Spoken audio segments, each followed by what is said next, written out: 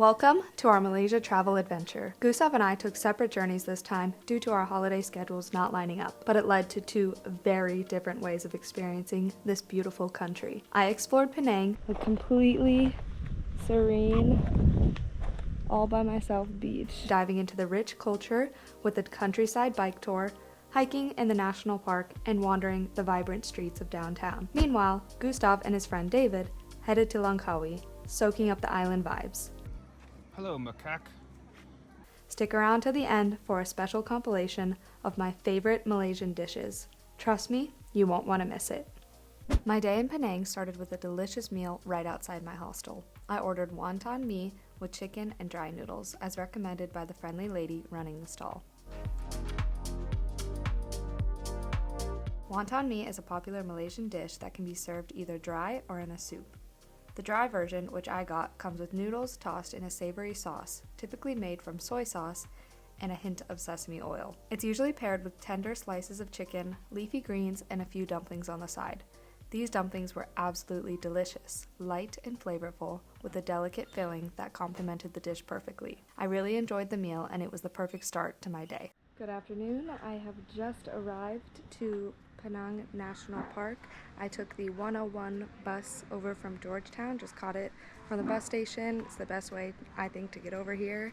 It takes you directly to the national park entrance. So it does take a bit of time to get over here, but I'm excited to explore a little bit. So the price of my bus was 3 ringgit and 40 cents, which is so cheap. So if you are exploring Georgetown, I think taking the buses is a really good option. I've really enjoyed exploring the island through the buses, so yeah, it's cool.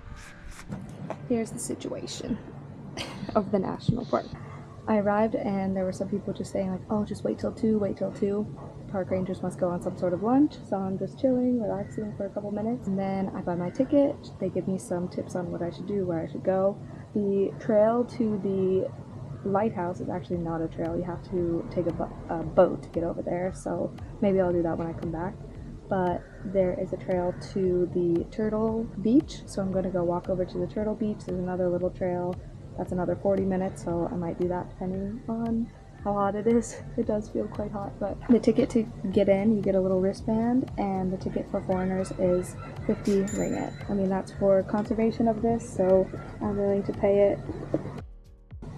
Let's get exploring. Walking right along the beach.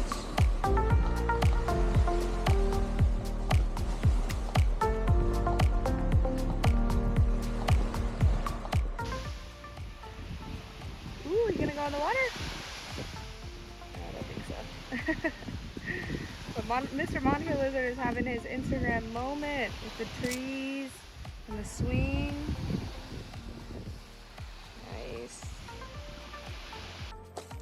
So I'm heading towards Pantai Kerichip, but he also called that Turtle Beach. So here we go, up these stairs. Awesome, so much coverage from the sun, the magic roots.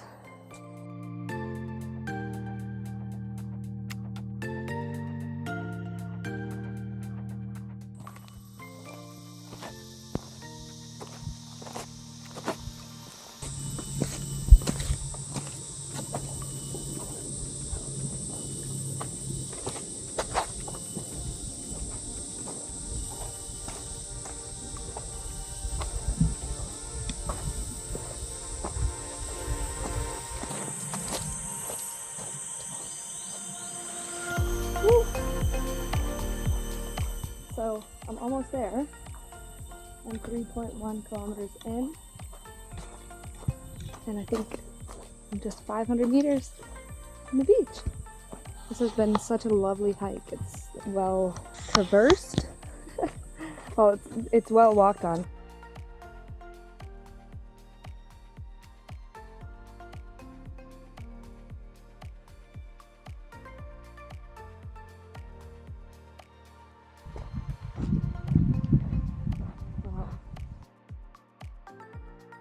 So I made it to the beach, 3.9 kilometers. Took me about an hour and 17 minutes from the start of the trail. And this is beautiful. A completely serene, all by myself beach. That is so amazing. And I think there's actually some turtle hatching spot over here. Maybe some turtle eggs or something. Look at this tree. That is so cool. So it says no swimming. There are jellyfish. I'm just gonna put my feet in. Feel the water.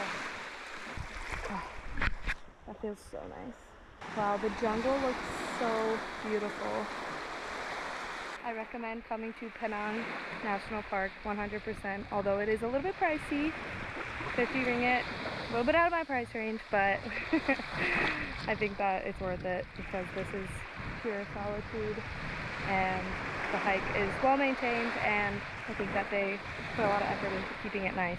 You know, that makes it all worth it. Little dragon fruit snack, but this dragon fruit is warm. Oh, caught it.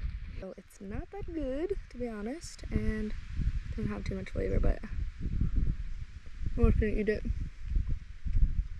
because I believe that the national park actually closes at 5. It's like 4:15 right now, so, and it took an hour and a half to get here. I mean, you do the math, that's not gonna add up, so I need to really book it back.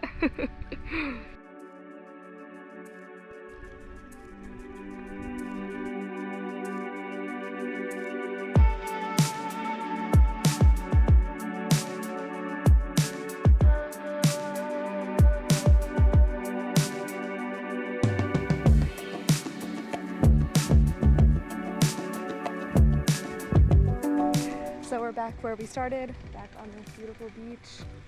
Definitely recommend coming earlier than I did to the national park. It is so beautiful and I wish I could explore a little bit more, but unfortunately it's closing. So definitely recommend getting here earlier. Make sure you bring some cash to pay for the entrance fee. I think that the best way to get here is by a bus. Just 3 ringgit to get over here from Georgetown. I do think it is a bit pricey to get in, but I think that it is worth it. And especially if you can spend the whole day here. If you can get here nice and early, walk around a bunch, spend some time on the beach, you know, really enjoy the national park for what it is. It has some really awesome things about it. So definitely come check it out. I definitely recommend coming to Penang National Park.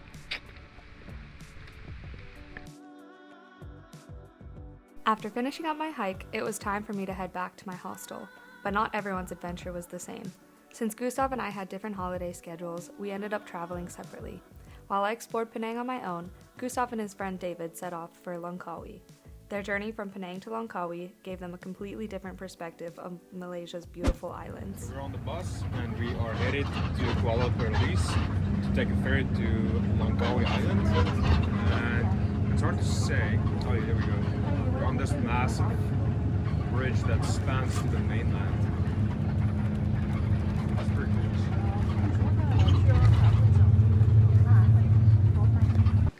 How do you feel? Feel like I'm home. I feel like I've found my resting place. This place is sweet. Long beaches. Not a lot of tourists. You rent some jet skis. So David, what are we doing today? Langkawi Sky Bridge. It's cable cars all the way to the highest peak of the island.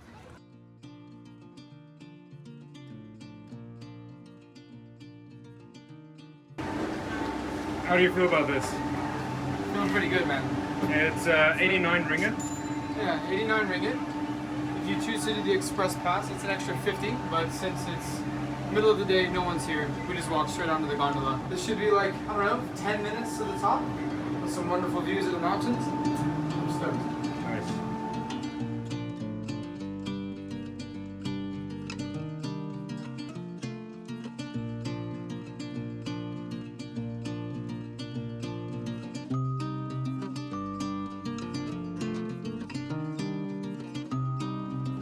A little shaky in the beginning. Oh, look, some ostriches. Noodles. Alright, in the sky cab, all the way to the top of Langkawi, the highest point in Langkawi. So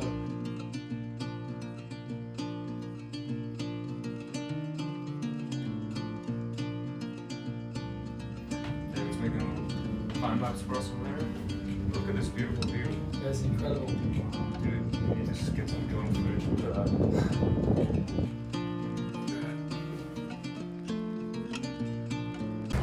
Whoa, holy shit.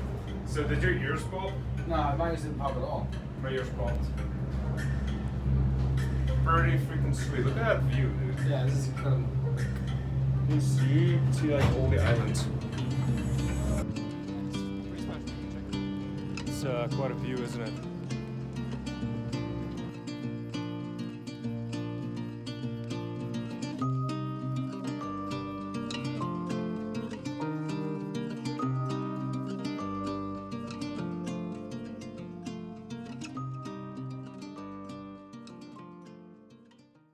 Alright, so we're taking the second Car number 2! to the next part. So we're gonna go to that sky bridge.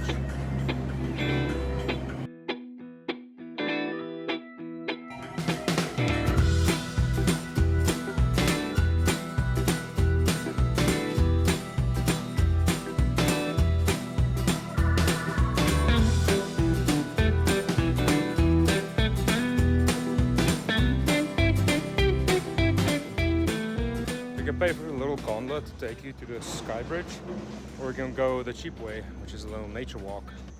Welcome to the world's most spectacular pedestrian bridges, completed in 2004. Hello, macaque. These are the ones that will steal your glasses. Assassin! Hello, little monkey.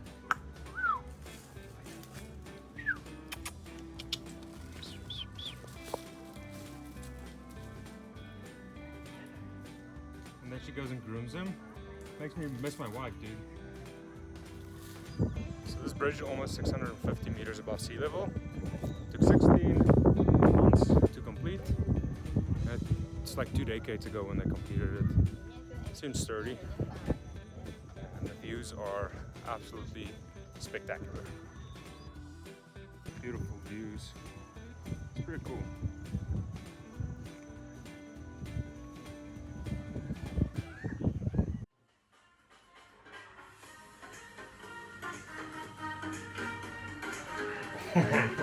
We are on the way back. Did you enjoy that? Yeah, man. Best part about Langkawi so far.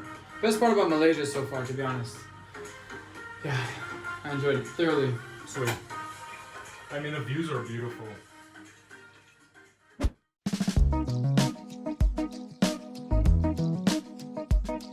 The next part of my solo adventure took me on a countryside cycling tour that I booked through Viator. I started off early in the morning, heading to the quieter side of Penang for a peaceful experience away from the crowds. It was a gorgeous sunny day, and since it was still early, the heat wasn't too intense.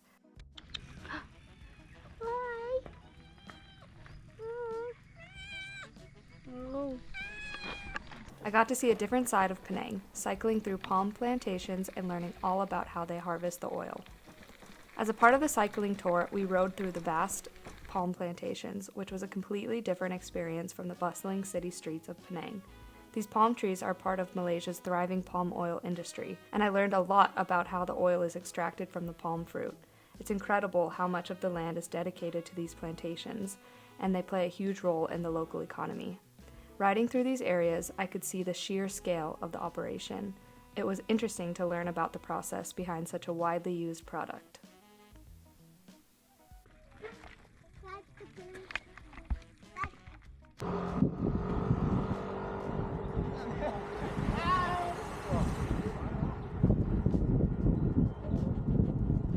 I feel like a dweeb next to them.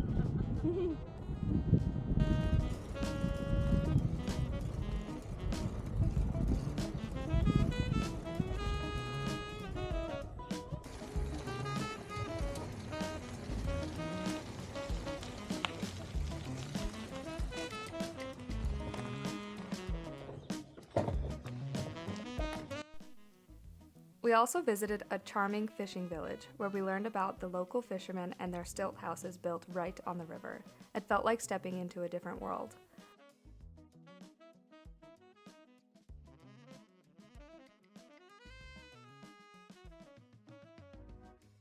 So the last stop of the trip is going to be to a local dairy farm. So I'm excited to see that. I think it's a goat farm. I think.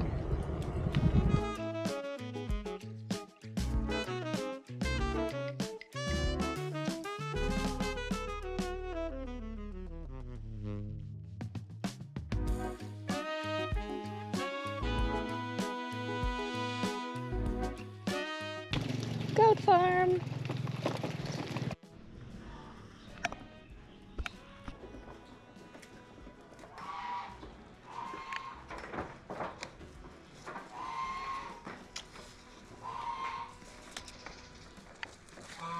Let me put this. Ooh, ooh, oh! What? Going for it! Ooh, ooh, ooh! Oh, oh! Take it, take it! You got it.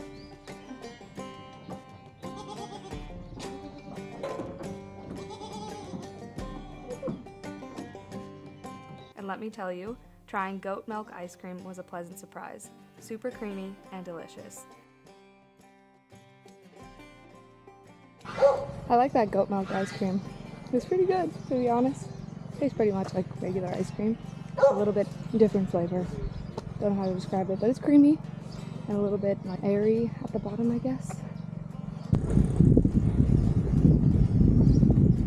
I love these countryside roads. It's so nice to just like go on next to some farms and plantations, next to mountains. It was such a fun way to explore the countryside, and I loved every moment.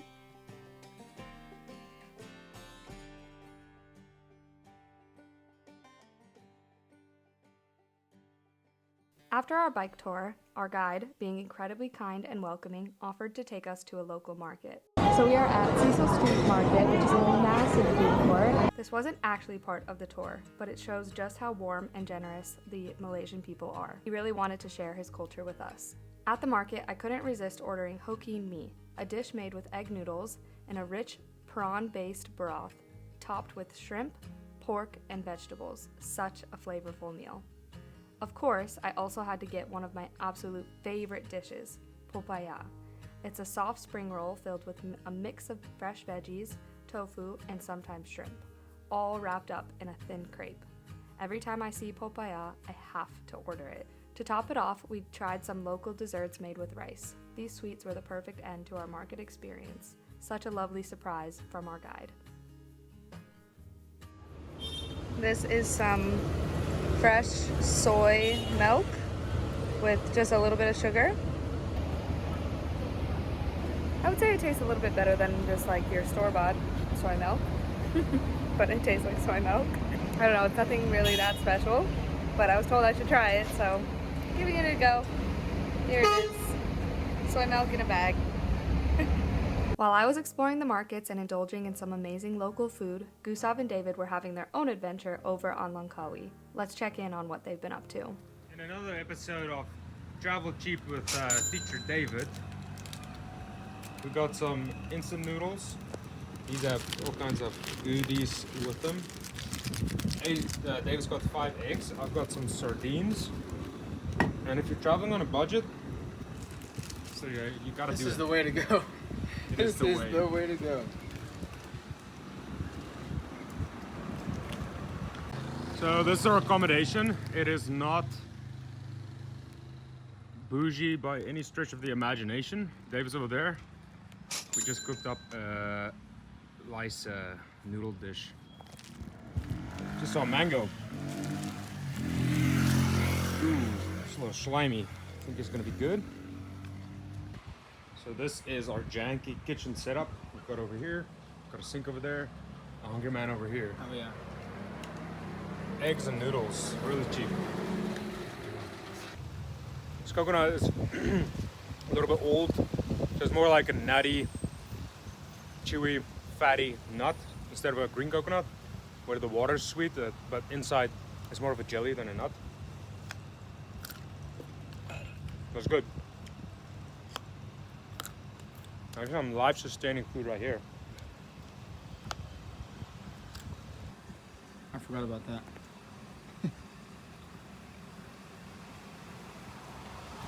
Oh.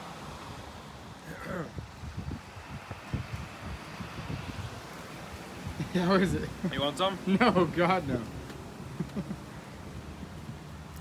That is the nectar of the devil. Oh. Of the gods, dude. Oh, that's good. Oh, I think she wants some.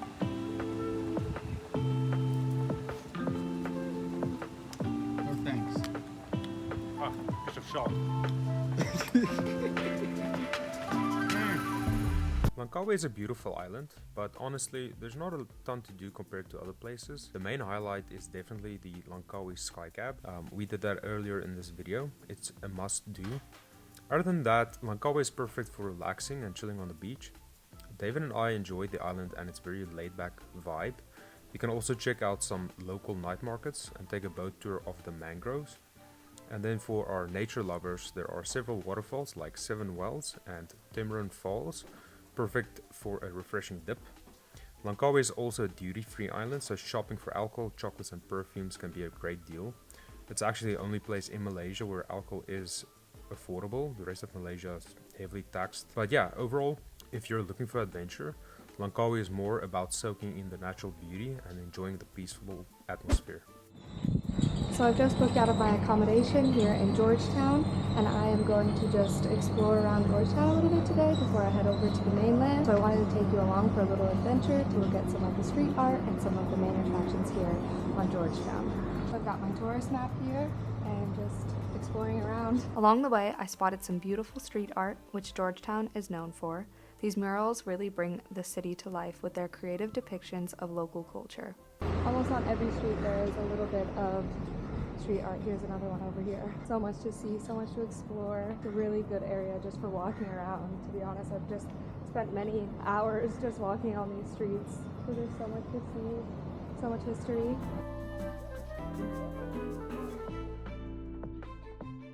So I'm currently walking on Tulia Street, which is one of the main streets here. There's lots of bars, lots of street food at night, and it's just very lively when the sun goes down. It's pretty empty right now, but lots of hostels and kind of the young place to be.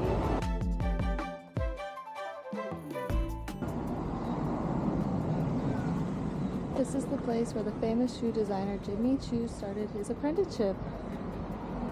Is that true? That's pretty cool. One of the highlights was passing the iconic Blue Mansion, a stunning example of colonial architecture.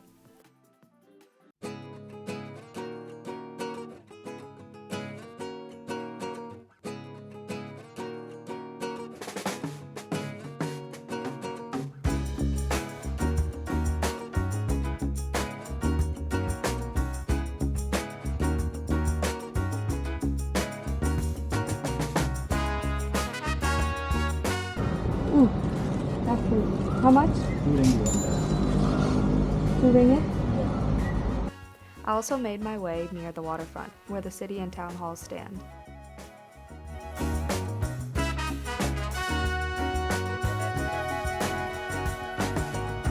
And I stopped briefly at Fort Cornwallis, a historical site dating back to the late 18th century, built by the British East India.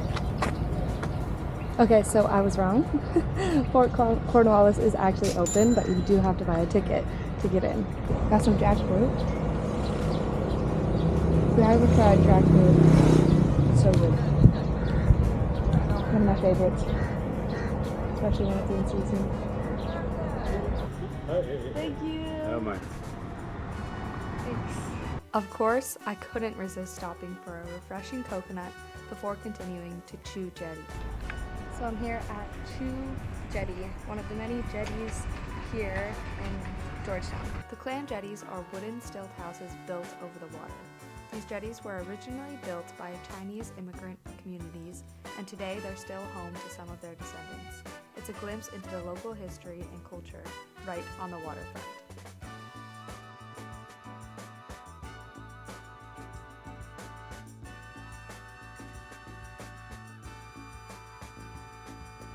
Next, I headed to a nearby food court where I tried a clay pot dish.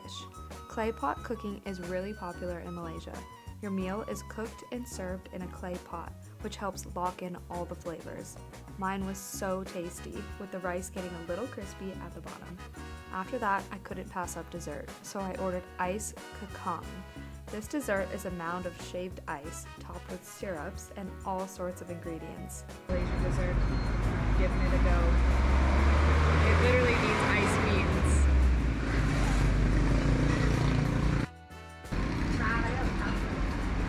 So interesting.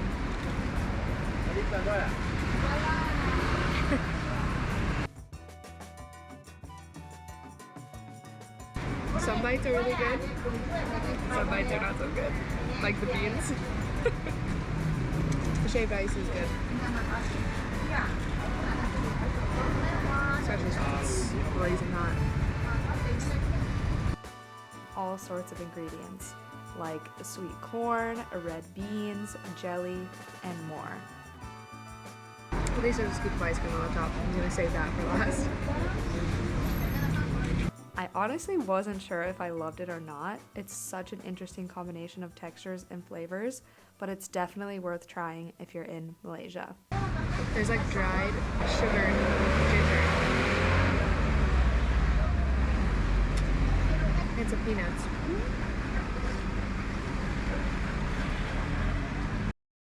After exploring, I took the ferry from Georgetown over to Butterworth. Okay, so just 2 ringgit. Cash is not accepted, so make sure you have some sort of card to pay. Ferry looks like it leaves every hour, or every half hour. Maybe it takes half an hour to get over there and half an hour to get back. I'm not sure. But I will put the schedule down below. I took a photo of it. So next departure, 3 p.m. It's 2:54. Perfect timing.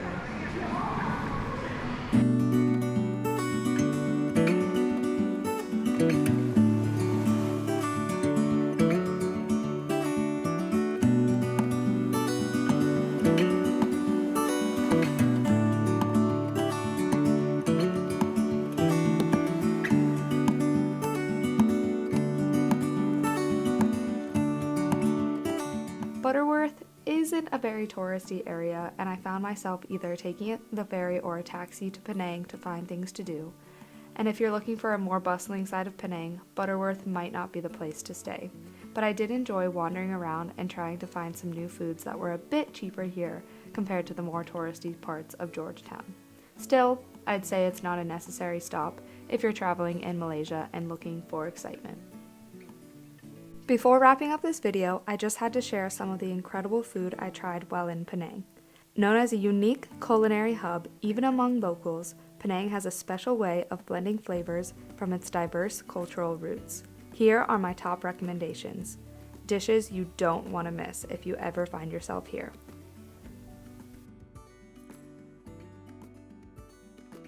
Before I get started, I'm so sorry if I say any of these words wrong. Please feel free to correct me in the comments down below. So the first thing I want to talk to you about is char kway teow. This stir-fried flat noodle dish was so flavorful. It reminded me of my favorite Thai dish, pad krapao, with its savory sauce, smoky wok hei, and a perfect mix of prawns, eggs, and bean sprouts. So I'm currently trying this little spring roll thing with some peanut candy mixture on the inside. It's so good, and this is something my little sister would love because it's so peanut-y. It then has this like spring roll on the outside. I will show you the video of the lady making them. She makes them like so quickly, and then they just wrap them quickly, and it's like, it's so good. But the dude explained to me how he makes it and how he's been making it handmade for so long and all this stuff, so definitely recommend trying one of these if you see it. A little bit crumbly though, but really good. The next dish is called popaya. by far my favorite dish in Malaysia. A soft spring roll filled with fresh veggies, tofu, and shrimp, all wrapped in a thin crepe. Every bite is light and refreshing, yet full of flavor. The next dish is roti canai and teh tarik. Roti canai is crispy and flaky, and it's served with a curry dipping sauce, and it is a must try. Teh tarik, Malaysia's favorite drink, is made by pulling the tea, so they pour it back and forth to create a frothy texture. It's sweet, milky, and refreshing. The next dish is nasi lemak, Malaysia's national dish. It's fragrant coconut rice served with sambal, anchovies, peanuts, boiled eggs, and cucumber. It's the perfect balance of spicy, savory, and a little sweet. And of course, I can't not talk about the coconut water in a bag.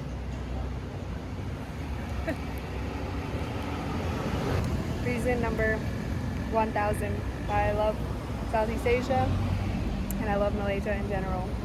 You can get a coconut on the side of the road in a bag with some ice for 5 ringgit, which is about 40 baht. It's so refreshing on a hot day, and there's so many cars where you can just get them out the back of the person's car. It's so much fun. The coconut water is packed in a simple plastic bag. It's cool, hydrating, and super convenient.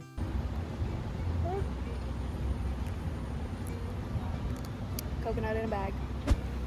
The next is pastries. I tried a wide variety of pastries filled with everything from savory meats to sweet pandan. Each one was a unique flavor experience. Some rich, others sweet, and all delicious. The next dish is nasi kerabu, a vibrant blue rice dish traditionally colored with butterfly pea flowers, served with dried fish, herbs, and a spicy sambal. It's as eye-catching as it is flavorful. Next, of course, is satay, Southeast Asia's favorite street food, skewers of grilled meat served with peanut sauce. While I was in Malaysia, I loved being able to get beef satay, which is harder to find in Thailand. It's much cheaper in Malaysia. Next is a dish called murtabak. It is a stuffed pancake filled with minced meat, onions, and eggs, then fried until crispy. It's a savory, filling snack that's perfect for any time of the day. Okay, so this is called murtabak. I'm probably saying that wrong, but it's a Southeast Asian and Indian inspired dish, and it is often described as a spicy folded omelet, and it has bits of vegetables in it, and there's many different ways that they make it with many different types of meat, but there's usually some leeks, chives, green onion, minced meat, and it's popular street food here in Malaysia. The next dish is called kaya toast with soft boiled eggs. I ate this almost every morning when I was in Malaysia. Sweet kaya, which is also called coconut jam, is spread across a crispy toast paired with soft boiled eggs. The salty sweet combination is a breakfast classic in Malaysia. And last but not least, sticky rice desserts. Malaysia does sticky rice desserts so well. Whether paired with fresh mango or infused with coconut milk, these desserts are always a delightful mix of sweetness and chewiness. Thanks for joining us on this unconventional journey through Penang and Langkawi. From the bustling streets of Georgetown to the serene beaches of Langkawi, we loved exploring the vibrant culture and amazing food. If you're planning a trip to Malaysia, don't miss out on these incredible dishes and experiences. Be sure to like, subscribe, and hit the notification bell for more travel adventures. Until next time.